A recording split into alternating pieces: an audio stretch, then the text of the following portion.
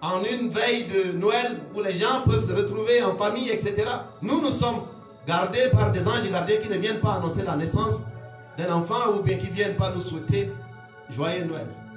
Mais qui viennent simplement nous bloquer là, dans un pays qui se veut démocratique, un pays dit de liberté. Mes chers compatriotes, j'aurais aimé ne pas vous embêter avec ces choses-là pendant ces périodes de fin d'année. J'ai souvent réfléchi au bon moment de s'engager pour que le pays devienne un pays plus juste. La seule réponse à laquelle je suis arrivé, c'est qu'il est toujours temps de faire ce qui est juste. Ce n'est pas moi qui le dis d'ailleurs, à César ce qui est à César. C'est Martin Luther King qui le dit. Il est toujours temps de faire ce qui est juste, mes chers compatriotes. Ce que nous sommes en train de faire, ce que nous demandons à tous ceux qui se sentent serviteurs de ce pays de faire pacifiquement, mais en s'engageant, c'est pour que demain, nous ayons des fêtes de fin d'année qui soient meilleures, parce que le Tchad deviendra alors un pays plus juste.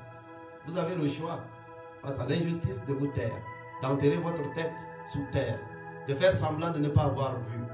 Vous avez le choix, vous qui avez la foi, de faire semblant d'être épanoui spirituellement dans un pays possédé comme un butin de guerre, et de continuer à prier pour des dirigeants qui installent l'injustice.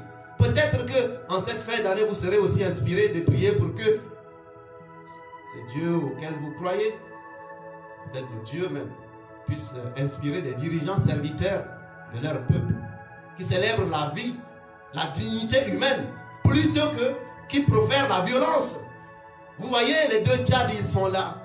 Vous avez une dame qui est dans les forces de sécurité et qui est insultée et tabassée par ses confrères au motif de finalement je ne sais plus quoi. Vous voyez, tout ça, on ne peut pas continuer à cacher tout ça là comme ça.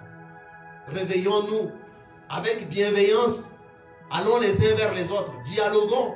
Mais avec audace et exigence aussi. Soyons capables d'exiger un pays qui ne soit pas un pays où les uns ont tous les droits et les autres ont tous les devoirs. Un pays dans lequel certains sont considérés comme des citoyens de deuxième zone dans leur propre pays. Les questions de cette fin d'année sont celles-là.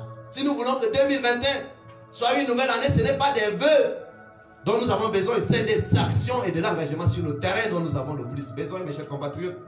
Donc je vous exhorte, pendant que vous avez un peu de temps, de possibilité de partager en cette fin d'année. Mais méditez sur ces choses aussi. La fin d'année, c'est aussi le moment de méditation collective. J'espère que nous allons ensemble méditer sur tout cela, sur le sens d'une vie, d'un pays, si finalement ce pays n'est pas assis sur la justice.